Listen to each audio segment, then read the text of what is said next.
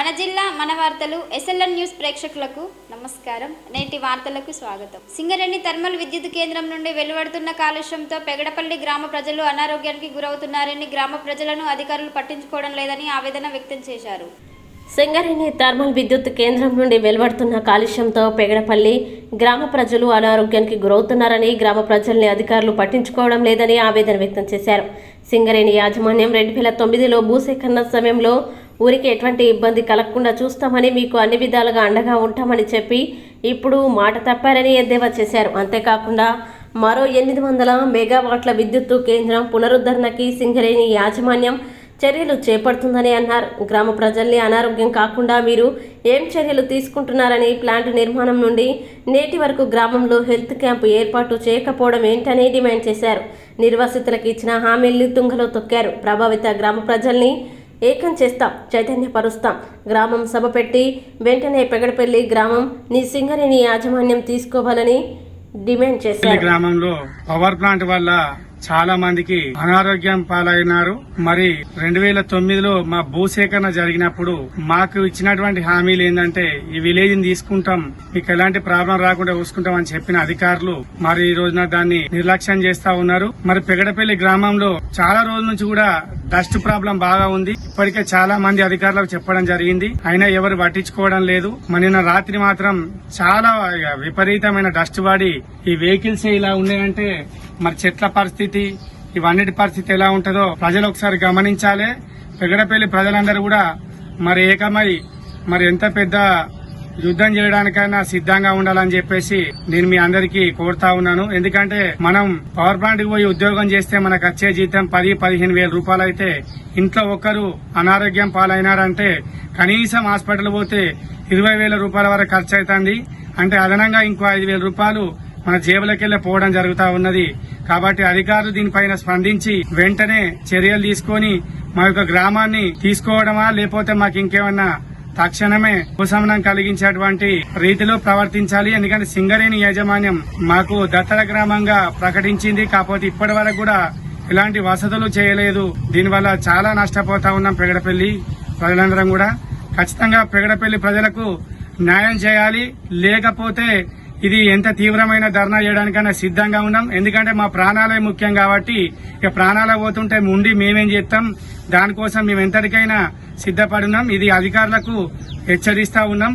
ఖచ్చితంగా మీరు ఈ 2-3 రోజుల దీని మీద మా గ్రామ పంచాయతీకి ఏదో ఒకటి చెప్పకపోతే ఖచ్చితంగా మేము గేటు దగ్గర పెద్ద మొత్తంలో ధర్నా చేస్తామని కూడా సింగరేణి యాజమాన్యానికి తెలియజేస్తా ఉన్నాం. మంచిర్యాల జిల్లా చెన్నూరు మండలంలోని పలు గ్రామంలో MLA Vivek Venkataswamy morning walk నిర్వహించారు. ఎమ్మెల్యే వివేక్ వెంకటస్వామి గ్రామాల్లోని వీధుల్లో తిరుగుతూ గ్రామ సమస్యలు అడిగి తెలుసుకున్నారు. గ్రామాల్లో డ్రైనేజీ రోడ్లు వేస్తామని ఎమ్మెల్యే హామీ ఇచ్చారు.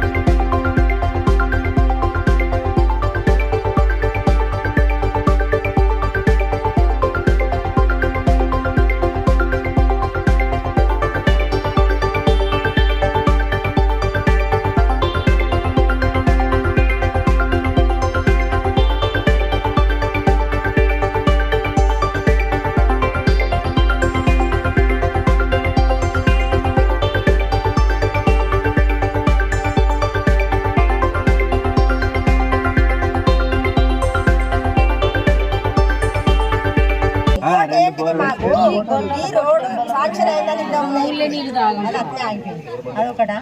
మళ్ళీ ఇటు సైడ్కి వెళ్ళాలంటే మా పొలాలన్నీ ఇటు ఉంటాయి. ఆ పొలాల కాడికి పోవాలంటే మేము ఈ గిట్టల అటు సైడ్ అది అదే విషయం, ఇది విషయం. మేము ఇంకా నాట్లు ఎందుకు పెట్టుకోలేదో వీళ్ళందరిని అడుగుండి. మాకు ఇంకెవరెవరు నాట్లు ఉన్నాయో బయట వీళ్ళందరిని అడుగుండి. మాకు ట్రాక్టర్ ఎందుకు వెళ్తలేదు అన్న విషయం మాకు అదొకటి ముఖ్యంగా. మొత్తం గింత వాడి దిగబడుతుంది. మేము జేసీబీ పెట్టుకొని వచ్చి పీక్కోవాలి. అడుగు ఇప్పుడు మన మగార చంద్ర ఉన్నాడు కదా, ఆయన అడగండి జేసీబీ ఎన్నిసార్లు వచ్చి కూడా.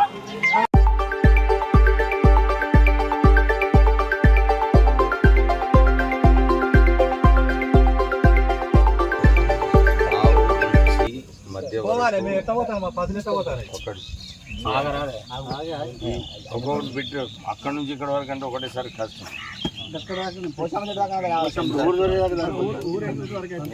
ఎన్ని లక్షలు పెట్టినాం? 10 లక్షలు ఇక్కడ వరకు. అది వాడటానికి 10 లక్షలు. అది పోషామ సరే, నెక్స్ట్ నోట్లో పెడదాం కదా.